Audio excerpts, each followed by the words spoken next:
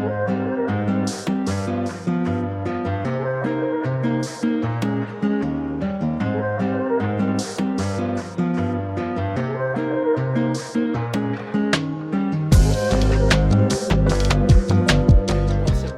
and girls, my name is Kaya.Faris. This is the O.M.P podcast, and today we have another very special guest. If you'd like to introduce yourself, very special guest. Thanks, Kaya. Thank you for having me. Hi, everyone. My name is AJ, also known as Coach AJ at the dojo. I am a coach, owner, instructor at 10th Planet Palm Beach AOP MMA. That's how I know Kaya here. He is one of our most special, very, very special students. And just all around great teammate. I'm so happy to be here. I can't believe I got a coach on the podcast on the 7th episode. I was so excited. I was like, oh my God, she's coming, you know? Oh yeah, man. I was so excited. A little fanboy action. Yeah. Mm-hmm. I know you're a pretty frequent watcher of the podcast. Yeah. Do you have a favorite guest so far?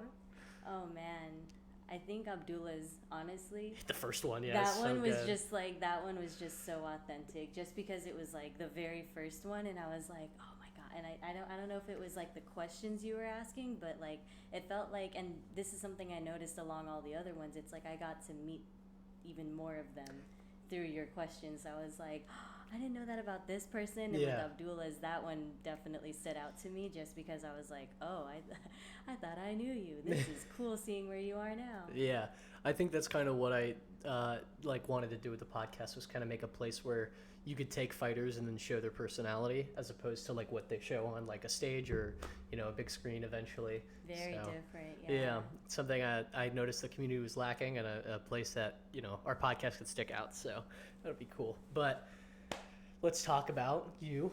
So let's talk about baby Ann to now. Little baby me.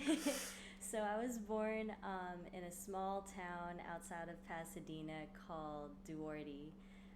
Duarte is like, it's real tiny. Like you can get from one side of town to the other in about like 5 minutes. So I was born there, the first of about, I think, 14 to 15 grandchildren. So I have that many cousins on my mom's side, and they're awesome, man. My family, I'm blessed to say that I grew up with a very awesome family. I mean, back in California, I only lived there for about 6 years until I moved to Las Vegas. So I grew up most of my life in Las Vegas, and that surprises a lot of people, and I'm confused as to why, but then I realize I'm like all the way across the other side of the country. Yeah. I'm like, oh, okay, now I see why. It's a whole different place growing up. But childhood, I definitely remember, like, as a kid, just my favorite thing, because I was like, when I was born, my mom was like 20, so like their whole 20s age was what I experienced. So it was a lot of like weddings, it was a lot of like baby showers when they got pregnant. So it was like each cousin and each like marriage, I was like, dude, like life's just a party, this is great. So growing up, that's what I remember most about my childhood. We were doing some sort of event, or just in the backyard. Like, I don't know if it's like, I believe it's the full Filipino culture, that's where my family's from, but my family especially, like, we could just like have food, play music, and just have a good time. Like, that was me growing up the whole time. When we got to Vegas, it got a little bit more towards like schooling, you know, like we didn't have as many parties. I mean, the thing that my aunties would do is, and my uncles, they would come over and they would hang out. Not so much like going out or anything like that. So I always had like family and friends over. And like growing up like that, I was just like, oh my gosh, this is the kind of feel that I want to be around, you know? It got tougher towards like middle school. Like elementary school, it was great. But then in elementary school, like last year of elementary, 5th grade, we moved to another side of town, and I moved away from all my friends. I was so sad. That was the only time that I felt like alone, you know? I was like, it was like a shocker of like, hold on. Because then we also moved away from like my aunts and my uncles, so they didn't like come over as much. And I remember thinking like, oh man, this is tough, this sucks. And my mom, I remember before we moved, she wanted to get me into something that was like a little bit more like active and interactive.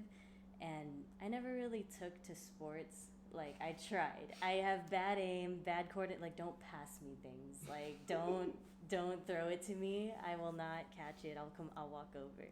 So she introduced me to martial arts, which was my very first one was Taekwondo. She took me to a karate place, and not against karate or anything, but just my first introduction. The guy was really like tough and like, oh, you're trying to train, and it was a tough school from what I remember. They had all these trophies, and I was like probably 10, just like, I don't know about this. Let me think.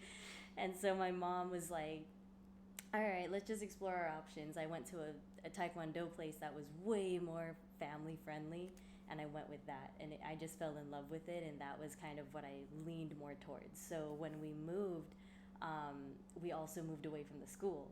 So I couldn't even train there. I couldn't really train, I mean, we tried, but the drive was pretty far. Like, especially now thinking about it as an adult, that was a long drive for my mom to do, because she had, I have two brothers. One is 2 years younger, the other one is 12 years younger. And the one that's 2 years younger, we both had like separate schedules, and at the same time she was taking care of the little one. So I'm just like, let's calm down a little bit on like leaving too much. So I had to kind of get used to like making new friends, and that wasn't too hard for me, except for the fact that I also had to balance that with like, I don't know about you, but middle school hit me hard, dude. Middle school was hard. Why?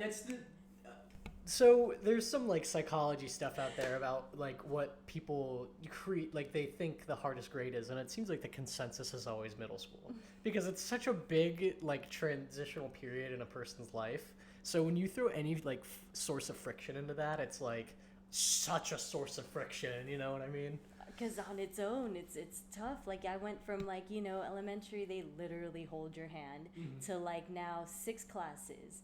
And then on top of that, I don't know anybody. And then I'm trying to get used to like the flow. And I remember my very first period was like keyboards, like learning how to type. And that would stress me out because I'm not coordinated. It took me forever, man. Yeah, I was this person. Oh gosh. So that was the first one, and I'm like, man, I suck at school. Like, it was already tough. And then like in middle school, I started to kind of see like cliques, and I started to see like certain people would like, hang out with certain people, and I wasn't used to that. I'm like, we're all supposed to like hang out, right? Like, I think right now I'm like 11 around this time.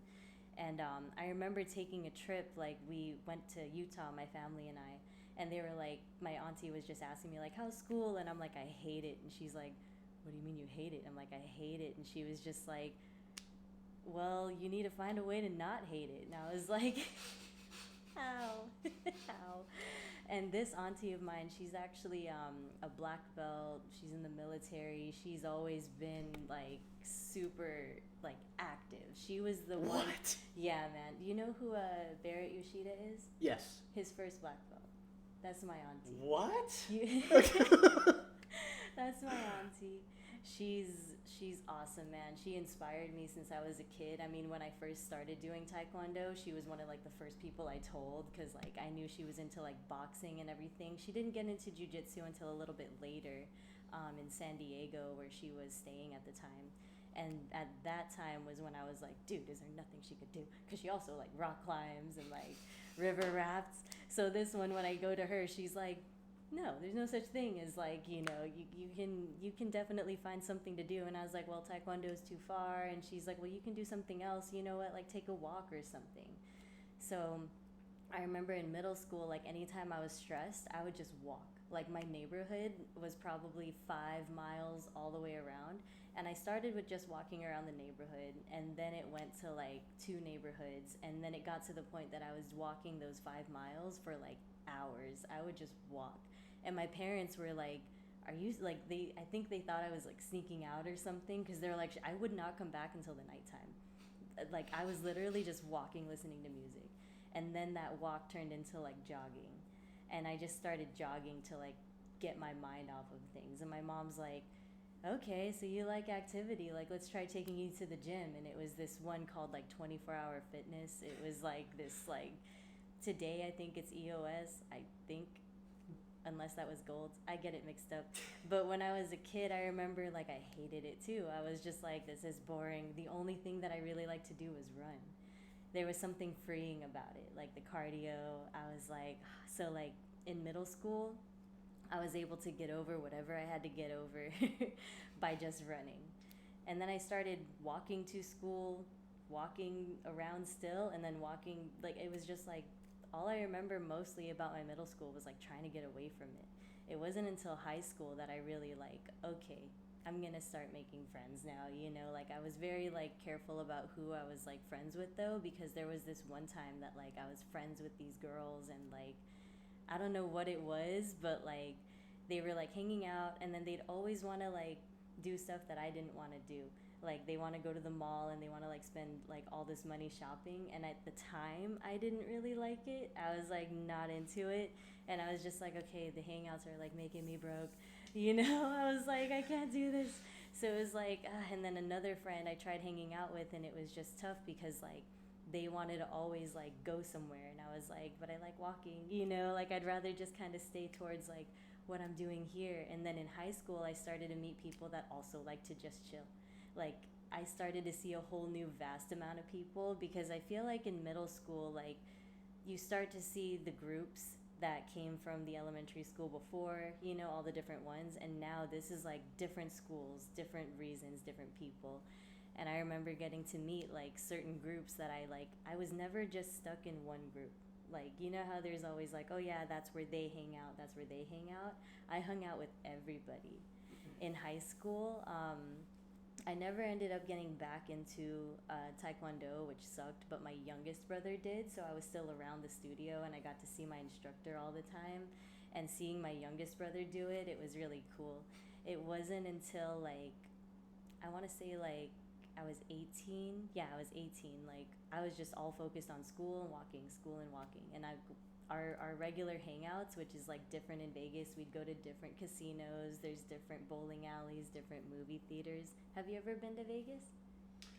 I have been to Vegas. I went to Vegas for the Marine Corps ball. A ball. The pictures are so pretty. Yeah. Anytime I would see like the dresses and the guys all dressed up, I'm Yep. like, they have a ball. That's That's so cool. Yeah, I went there for the ball. I liked Vegas. I would have, if I was the me I am now, I would have done it differently than I had. Oh, Because yeah. I didn't like enjoy it. I was so sheltered back then. Like when I was in the Marine Corps, I didn't really like go and like, I wasn't like, I'm gonna go like gamble and party.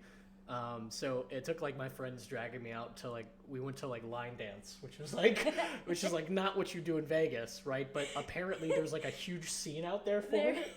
So we like went to some crazy bars and did like line dancing, which of course today I'm not in a Hawaiian shirt. I'm in like my country boy, Little ghetto. right? So it's so funny that I bring up line dancing and I'm in the shirt I went line dancing in. So You like it? yes, it was so much fun, and I will be honest with you, Vegas has some of the prettiest people I've ever seen in my life. And we live in Florida, and that's like, That's saying a lot. you're like, whoa, okay. Dude. The girl I got to dance with was like, she was like mixed curly hair, like golden goddess level woman, and I was like so afraid to talk to her, and she's like, don't worry, I'll teach you how to dance. And I'm like, stop. And I'm like, what do you do for work? And she's like, oh, I go to college for like anatomy, but for work I do professional line dancing. So I'm just like breaking it up on the dance floor, doing professional line dancing with this girl I just met, and I'm like, this is like the coolest thing ever, you know? That's literally how Vegas is, man. Like, you work your, let's say, 9 to 5, and then you can party whenever. There's like local nights, local specials. There's like bar specials. Like, there's just like, growing up in Vegas now, and combined with the type of family I have, like, partying was like my whole life. It was like everything's just like a whole party. Oh man, when I turned 21, like, fast forwarding right from high school, when I turned 21, dude, oh, I took full advantage of Las Vegas. You're like, all right, it's over. I'm going. Yeah, man. Oh yeah, I was in it, man. I loved partying. I mean, I would party like from like 7 p.m. to like the next day. Like it was pretty cool. Like to me, you know, at that time I was like, this is dope. This is what I was looking for, you know, especially once I graduated high school, which I didn't even have a graduation party. I was just like, done. We're done. That's crazy because that's exactly what I did. I did not go to the last day of school. I skipped out on, well, I went to graduation, but then I just left. And, like, everybody like hung out and said goodbye or whatever. I was like, nah, I'm out of here. Yeah, man. I mean, I love learning. I love reading. I love writing. I just didn't like the structure. Me too. I just hated school. I didn't like school. I like learning. I don't like school. Yeah. Mm-hmm. Come senior year when they were like, oh, you have enough credits to just take 4. I was like, say less. Yes, exactly. I was just 4. And then like early on too in high school, I found out that like C was passing. Yes. Yup. So I was like, so you're telling me? And they're like, yeah, but you know, you want a higher grade so that you can, you know, get into certain. Exactly. Like if I knew what I was gonna get into and had a plan, yeah, I'm sure I would have. But at the time, man, I like ever since I was a kid, I remember they were like, what do you want to be when you grow up? No idea. Well, that's what's crazy about that too is that teachers say that and they preach that, and then like if you get out of high school and don't like immediately transfer into college or like a direct transfer from your high school, like if I went to college right now, nobody's gonna be like, what was your GPA in high school? That doesn't exist. No one's ever asked me. There's no record of my GPA when I was in high school. That's a ridiculous notion. I can't even get it. Exactly. And if I asked for it, nobody's gonna have it. It's like, so it's crazy that's like this big pretense that they push for, like, this is why high school's good, because if you get good grades, this, that. And it's like, actually, it's not a thing. And I always knew that there was more to it, you know, but no one, like, they always just highlighted like straight A's. Yes. I remember like I don't know if they do this now, but back in like elementary school for me, if you were like A club, there was a certain club for A students and a certain club for like B students, and it was like, oh, A club is up here, and it was just like, dang, like it kind of called people out. Hierarchy shit right there. I'll tell you one thing. You're gonna love this story. When I was in high school, in my senior year, I had 4 classes. I had algebra, weightlifting, theater, weightlifting. And then I left at lunch, and I would just not. It gets better. My algebra teacher would say, because it's so cool, I got my algebra 2 teacher was my algebra 1 teacher from sophomore year of high school. So she had the kaya experience and now knew how to deal with it. So her solution to that was when she first saw me walk into her classroom, I swear to God, she pulls me over to her desk. She says, listen, Miss Mosier, greatest teacher, one of the greatest teachers that I've ever had. She goes, if you don't come to class and I see you marked on attendance for weightlifting, I will give you a C. Or you can come to class and never speak, and I will give you a C. I said, all right. So I never went to class because I know I'm not going to not talk in a class. And I would just go to weightlifting for 3 periods out of the day, and then I would go to theater in my 4th period of the day. So you were either lifting heavy things or in the theater? Yes. I am the weirdest like high school story you've ever. I just am not. There was no click. I ate lunch with the emo kids, hung out with the theater kids, and went to districts for theater. I was Romeo 3 years in a row, and then I was a state level weightlifter in my spare time. What?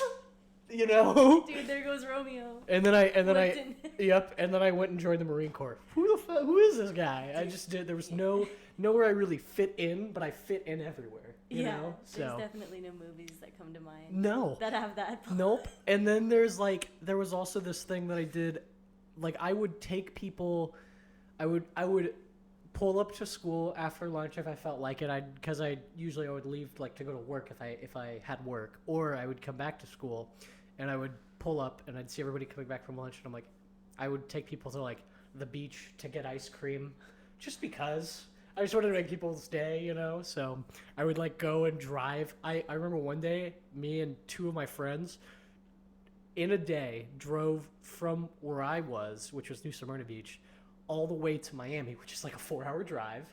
So we went to their houses, picked up their surfboards, drove to Miami, surfed until like 1 in the morning, and then I drove them back to their parents' house, and I had to sneak drop them off. So I dropped them off like a block away, and they had to carry their surfboards above their heads all the way like to their parents' house. They will never forget that. Like, No. That'll always be like, hey, you remember that one time? Like that kind of story that you take with you, you know? Like, that's dope, man. But it's cool because I got a text from a girl I went to high school with, like, not even 2 months ago, and she was like, remember when you took me out to ice cream? And I was like, huh? You know?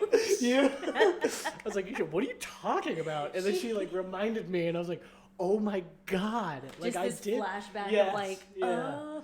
Yeah, I just took her out to ice cream. She was having a bad day. I was like, let's go get ice cream. Fuck school. Like, you know? Dude, yeah. So, it was a bad influence, for sure. No, but even those, like, you meet people that, like, just change your day, right? Yeah. Like, especially something that comes out of nowhere like that. Mm-hmm. Like, man, it's so funny you mentioned you're like, I hung out with the emo kids. So did I. That was who I would just... Kids. Yeah. Like, after school, you wouldn't have to spend anything. You would just go to the park. Yeah. Just go to the park. Yeah. And just, like, I don't know, roll down the hill. Yeah. They do, and it's crazy because it's like the emo kids also don't really have like I care about what people think about me. So you just do whatever you want. And it's like so great. I dyed my hair pink. Yes. I went pink. I never went green. I've done black, red, silver, and blue. Silver, I look really good, but I need a job that lets me dye silver hair so I can do it again because I'm in the mood. Doing silver. Yeah. Yeah, man, I would go to like this little like local park that was like 18 and up. Well, not even. It was like all ages pretty much. It was weird seeing families there, but it was like they would play all the pop rock, dude, all of it. It was awesome. And then we would just all like dress up, put on our dark makeup, you know, and just like it was at this park, and it was one time they had like these, what is that called? Like the dirt bikes, where they're like doing tricks. Like BMX? Yeah, okay. that one. Oh. They had this BMX going on, and we're just like listening to metal. Oh, my mom hated it. My mom hated it. She was like, "What is your mom like traditional Filipino?" Pretty much. Oh, so she went to this and she was like, "Oh Lord."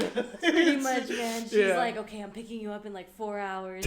Oh my gosh! But it was like she never. I don't think she ever understood. Like, she just knew I was having a good time. Nobody gets the parties in the woods. No. Nobody gets them. The invites. Man. When it's like, hey, you want to come hang out in the woods, and you're like, what? And then you go there, and it's like the sickest party you've ever been to. You're vandalizing a truck with a bat or something. You're getting like these, like they send you coordinates. Yes, yeah. It's like, oh, here's a couch in the middle of the woods. This is where you can crash if you like, do whatever. In Vegas, it's the desert. Like outside of the city. I always wanted to do one of those. Yeah. Yeah, man. Cool. Outside of the city, it's kind of like free range. Like that's why people go like shooting to target practice. You know, some people do dune buggies, but I mean, you're on your own. Full out on your own. Yeah. I remember the 29 Palms crew. We used to have guys who were like really big ravers when I was in the Marine Corps, and then we would have like I'm not gonna say any names, but there was like an invite. It was like the middle of the desert, and so if you didn't have a truck, like you're not getting there. Yeah. And we drove out there with the truck, and there was like this, and you just like saw it in like a little light in the distance. And you're like, that's probably where we're going. Massive bonfire, a stage set up. Like, how did you get a stage out here? How they make it happen? I don't know. It's a mystery to me. Till this day, yeah. Yeah. And it's like one of the first. So my very first industry of working is retail. I worked on the mall. The mall is always hiring. The mall will always be hiring. So I worked at the mall, and I had an opportunity for like a management position. And at the time, for me, that was like the first time ever being offered like, what? Management? Yeah, but it's gonna be in this mall that's 45 minutes outside. It's in a city called Prim. if you drive from California to Vegas, it's one of like the last cities you see before getting there. So it's technically another city. So it's like you drive past all this open desert and then you get to that mall. But they were paying a lot, and I got to get like management experience, and it was an experience. It was cool. But every time I would do that drive, I would see something going on. Like there was like either like a bright light, like you were saying over there, or like people were doing like donuts out there. I'm just like, dude, just like desert living, I guess, you know? It took me a while, but then after a bit, I was like, all right, this drive kind of sucks. And then I went back, started working on the Strip, which is an experience on its own. Like working like in the malls on the Strip, dude. Yeah. People save up their whole lives to go there, and I'm just like, what? I'm like 9 to 5. Yeah, man, Vegas is like a destination location for a lot of people. Like they see movies and they're like, oh, Vegas, because that's all they see is the gambling and the parties. And I mean, don't get me wrong, Vegas is a magnificent city. That strip of casinos. You'll never run out of things to do. No. Yeah. Definitely not. And beyond that, there's these mountains, which moving here tripped me out. I'm looking out. I'm like everywhere. Empty, just empty. There's nothing. I was like, okay, because one of the things that I graduated to after jogging was I would hike. There, we lived right outside of these canyons called Red Rock Canyon. Very beautiful. So many places that you can just like walk around. There was this like specific section that's like free for everyone to just like walk up and down. And the climb's not that hard either. Like I would just go up there like after school. I would just go up there and just sit there and think. Like I love hiking. Another thing that my the same auntie like introduced me to, I was like, this is great. I would just walk and then I'd find a place. I'd like bring snacks. Always had to have snacks. Sit on a rock and just like chill out. I never saw it as like dangerous or anything, and by no means did I know how to defend myself. No. But nothing really bothered me up there, you know. So it felt a little weird when I came out here and I was like, there's nothing to climb. Okay, but I can walk around and at least the weather's beautiful. Hiking is great, especially with the dry air out there. That's one of the things I do miss about California is like, it was like, because in the backyard of the barracks, we had a bunch of hills and stuff. We would just go climb around on them. Like nobody's going to say anything, you know? Yeah. So it's a great time. But yeah, I do miss hiking. Yeah, there's always something about like even as kids, right? Like climbing on the playground. Like I don't know what I tried doing bouldering. I'm a climber. I'm a climber. I gotta climb. Yeah.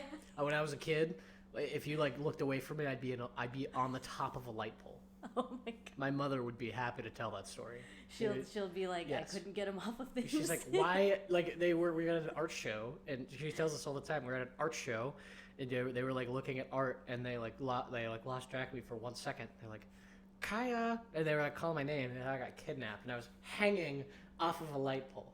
Oh my! Mom, are you not scared of heights? No.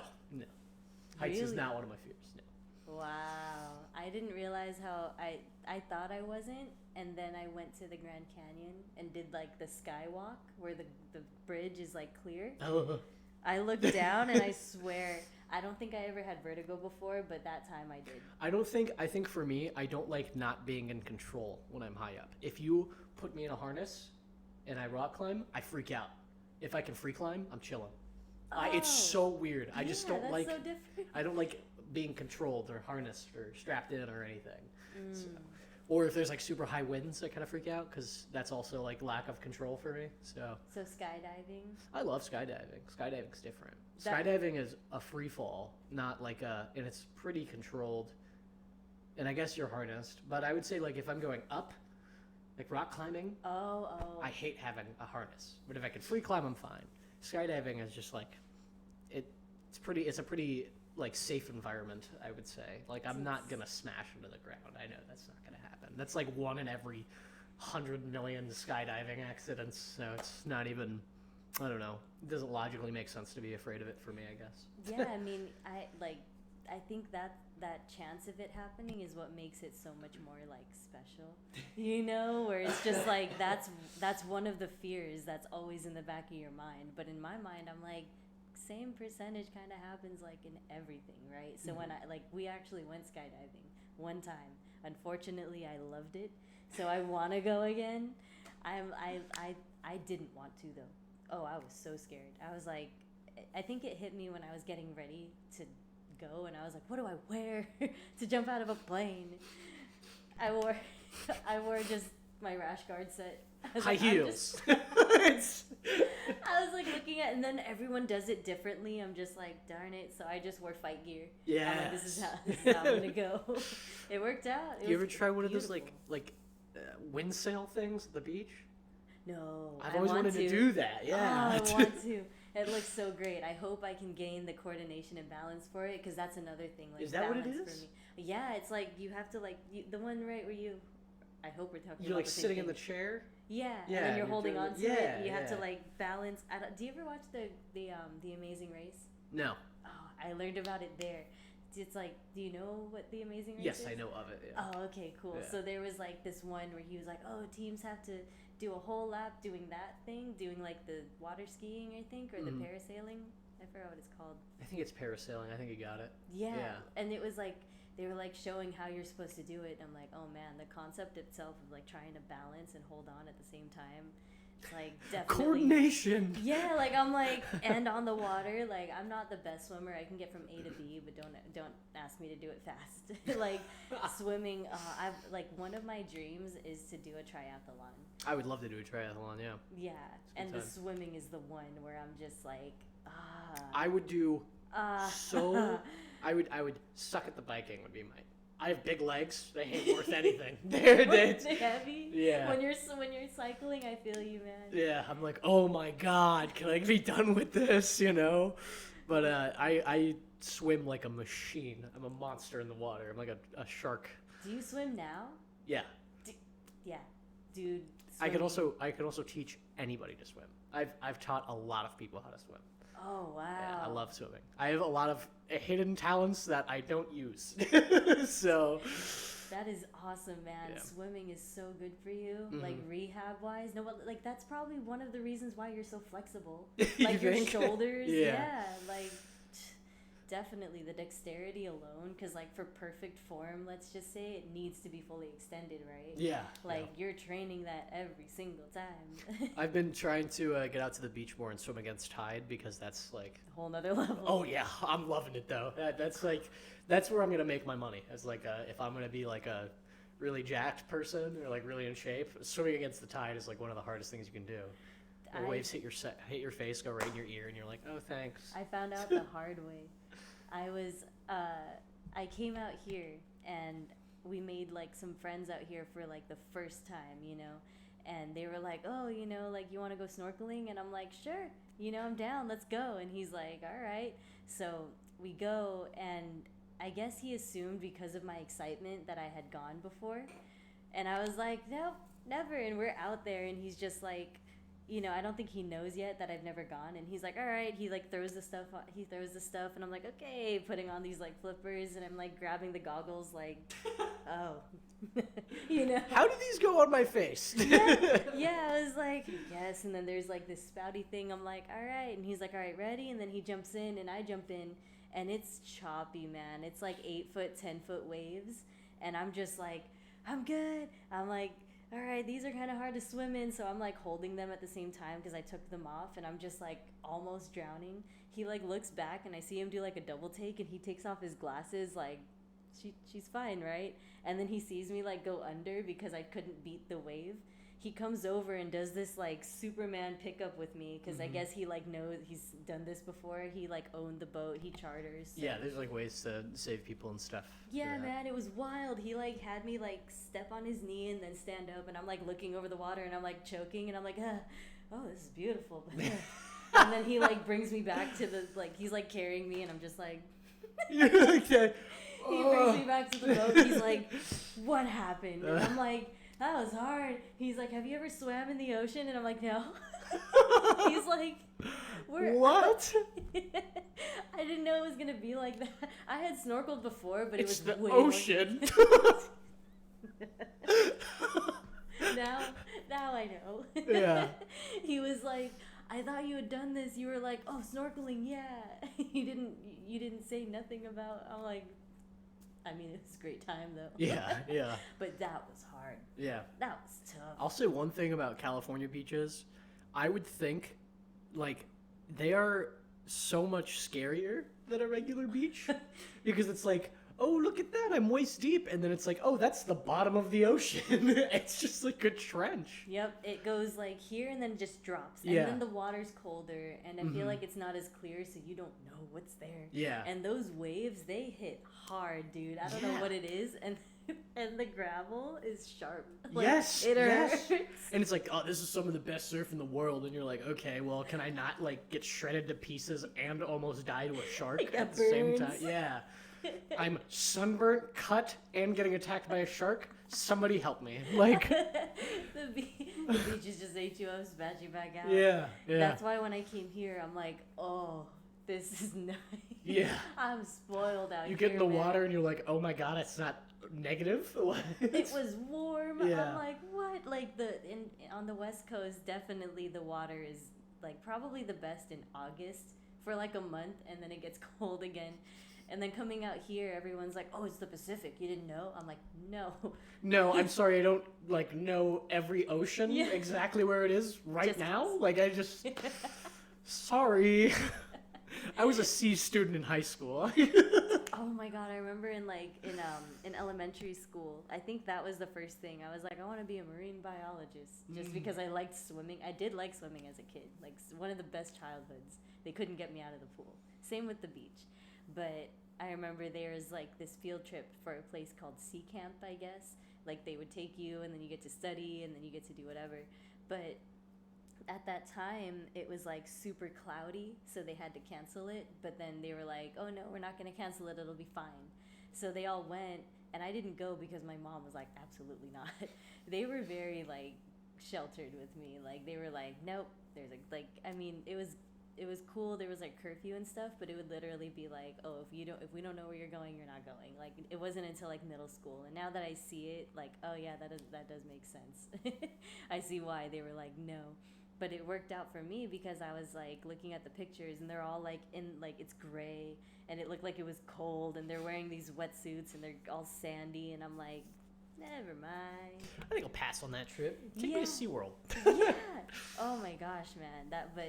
That was one of the first ones, and then I went from wanting to do that to like, I think I wanted to just be like regular vet. So my mom and my dad were like, oh, okay, yeah, like we had a dog. She was like, all right, well, all you're gonna do is clean up after him. And I'm doing all of that, and I'm like, okay, what now? What? And they're like, no, that's literally all you're gonna do as a vet. You're gonna have to clean up. And I'm like, what? So I was like, nope, never mind. And then Yeah. like growing up, I'm like, it's not all they do. No, of course not. It was just one of those ways, I guess, to like get me to like learn to like take care of your dog. He was this Yeah. German Shepherd. Oh my gosh, he was beautiful. Oh, it was a big boy. Yeah, Yes. big guy. Like so much so that it was like our place was just too small, so we just gave him to my uncle, my aunt and uncle. They had way more room than we did. Yeah, and then like the interesting part about like having those childhood aspirations and stuff is like when I was a kid, I was like I'll just be like a psychologist like my mom. And then I like didn't have any interest in it the second I hit middle school. And now I'm like sitting in I'm in a position that I would never of my high school self would never ever see myself in. Really? Well, yeah, like what like okay, so I was a theater kid who weightlifted, who Lifted hung out with the weights. emo kids. I was like, I'm gonna be a famous movie guy, you know, or I'm gonna, you know, do something famous in the movie industry. And then time passed, and I was like, well, I didn't really do anything in high school, so I'm gonna go join the Marine Corps. And then I joined the Marine Corps, and then I was like a really good gunner and did a bunch of different stuff in the Marine Corps. And then I got out of the Marine Corps, and now I'm doing security, but like my aspirations are in philosophy and public speaking. What the fuck is happening? That's what threw me off because I'm like, wait, what? In jiu-jitsu, yeah. How did So you even end up into military from theater? yeah. I guess it kept you lighthearted though, and I mean Yes. the weightlifting definitely played a big role, right? Yeah, I in, mean, in development as well. I would say that you started pretty young Yeah. weightlifting. Yeah. Some people don't start until like honestly 20s. Like That's when my thighs are big because I used to be scrawny kid in Did middle you have school. like a coach, or did you just Yeah, our coach was a Olympic, two-time Olympic gold medalist. in weightlifting? Yes. Oh yeah. He was his Oh, Coach McRae. dang. Yeah. So he taught you guys just everything that worked Monster. for him. Yes, he was benching. He was like 48, and he was benching like 380. Dude, I love when you can learn from people that like experienced it. Yes. Like that's the kind of guy you want teaching you weightlifting. Mm-hmm. What was really cool about him though is he was he did all that, and then he would still be like in the weight room, and then it was like he'd talk to us and be like, I got this, like this college wants me. I don't want to do that. He just wants to teach high school kids how to weightlift. He like doesn't want to go to college and teach collegiate guys how to be, champions. But he was so happy in the position he was in. So I played in the orchestra when I was in middle school and high school. What did you play? Viola. Wow. Yeah. What? Yeah, man. I played for middle school and high school. Like played in the orchestra. We did performances, traveled and played. It was great. Like I absolutely loved it. Mm-hmm. And my very first teacher, she was the middle school teacher, but she was brilliant, dude. Like her way of teaching and her way of explaining and her understanding of music, even the way she would play was just like, oh my gosh. Like if anything, I think because the first year I did it because no one else was doing it. In my family, it's usually like choir or guitar. I'm like, I want to try this one. But I didn't want to do the violin because I was like, kind of squeaky. And I had never seen the viola. It's like a lower tone than the violin, but it's not as big as the cello. So I was like, that looks cool. I'll learn that one. So that first year, I was like, I'm just going to try this. I don't know. And that teacher made me just fall in love with orchestra. I was like, oh, I can take this to the next level. I can be advanced and even try out for like this separate team outside of the school. I was like, cool. So when I went into high school, I remember like, I was like, dude, you should be teaching like professionals, And they told me, like the teachers told me in high school that like she was offered so many times to go to anywhere she wanted, and she just loves middle school because she believed that the beginning is the most essential. That is the I think it's described as the exact point like in a person's life where they like have developmental consciousness. So it goes from like when you're in elementary school, like you understand things, but you don't see how reality is. You're in a childhood like mindset, and then you hit middle school and it's like, oh shit, things are real. You know what I mean? I felt that, dude. Yeah. I got hit with that in middle school for sure. Yeah. Oh my gosh, yeah. Like so that made sense because I don't know if I would have continued with it if I had any other teacher. And that's where I'm like, I mean, I personally liked it, but like she inspired me. I was like, I want to be like her, And then when I go to high school, like nothing on them, but they just didn't compare, Not that they were bad, it's just she was excellent. Yeah. So you were talking about you moved from Vegas to Florida. You want to talk about the business stuff that you started and like all your Florida experiences? Oh yeah, that one. It's just been going and going ever since it started, man. Like we literally were just like Doelle and I, we were just like, you know what, we're just gonna go for it.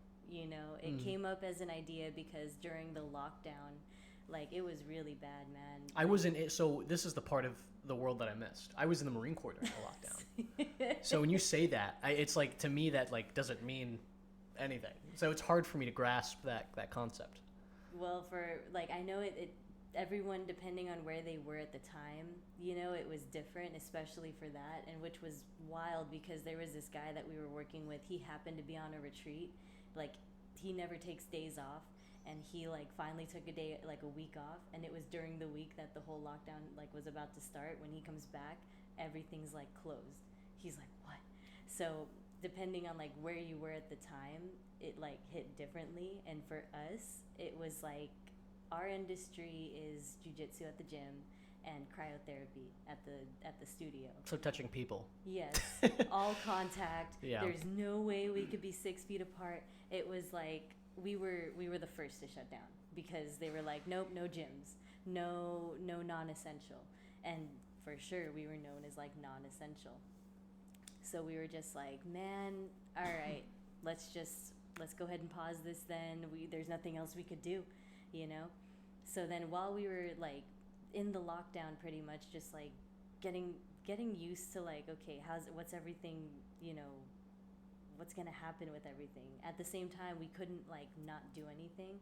And what Vegas did, the 10 Planet Vegas, where we were at the time, what they did was they just had the coaches teach classes online. So we had to set up Zoom and everything, and then Coach Doel would go on and like teach like that. While he was teaching, it was like, okay, let's document all of our stuff. Let's just like write it all down. So as we were writing everything down, I was just like, oh wow, you know, like all our stuff is just right here, you know, like all my workouts, all of our protocols, everything. And then we were thinking about it, and we were like, you know what, like we have all of our stuff here. Like if anything were to happen, because we don't know if like the gym would be able to open or not, like what are we gonna do? And we're like, I think we really need to like think about what's gonna happen. And then unfortunately, Doel's family, someone was getting like a little bit sick, and we were like, okay, we want to make sure that we're there for them, because like at the time it was like a really delicate topic where we were like, I don't know how how serious this is, but it's all hands on deck. Like it was like a very close family member. So we were like, you know what, we're gonna go out there and we're gonna just like we're stuck here anyway. Let's just go think about it. You know what I mean? But how long are we gonna have to be out there? It's like we don't know. We're gonna have to just be out there until we figure out like what's going on with them, and then we go from there. So he was like, do you think you'd want to move over to Pennsylvania and just like check it out over there? And I'm just like, okay, That's cold. let me think about it. No, That place is cold. It is freezing in Pennsylvania, man. I didn't realize it until like I got out there, but then for a moment I was like, dude, no question, you know what, like it's for family, let's go check it out. And plus we're not able to do anything anyway, so let's bring everything, and then we'll find out what we can do. So we went out there to Pennsylvania, and it was way colder than I thought.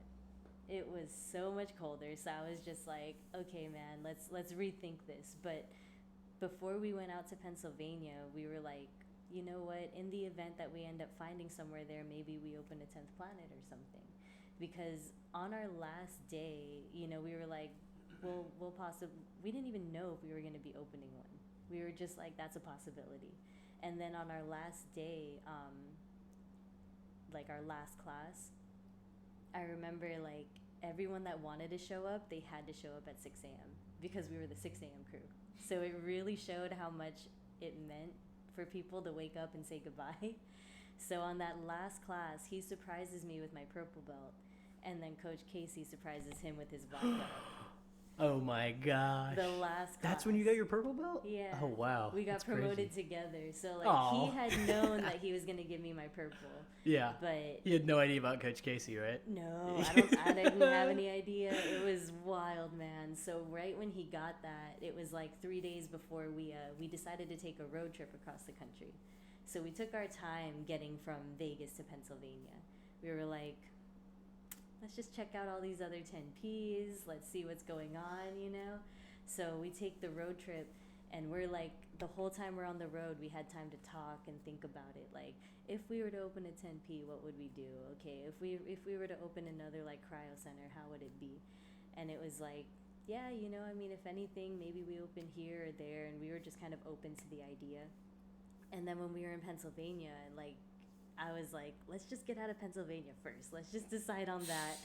And then he was like, he has a cousin in Ponciana, which is like Kissimmee, kind of next to Orlando. Okay. Yeah, so like Orlando area.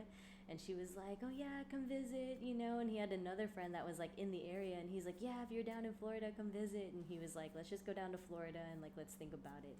Because while we were in Pennsylvania, his family actually ended up getting better. So we were like, yes, he was good. He was all good. We were able to take care of him. And then we had the option of like going back to Vegas, going to Texas, but we were like, let's decide first, because I don't know how the protocols are going to go with like all the different states, because the lockdown was different for different states. So we were like, what's the protocols here? What are the protocols here?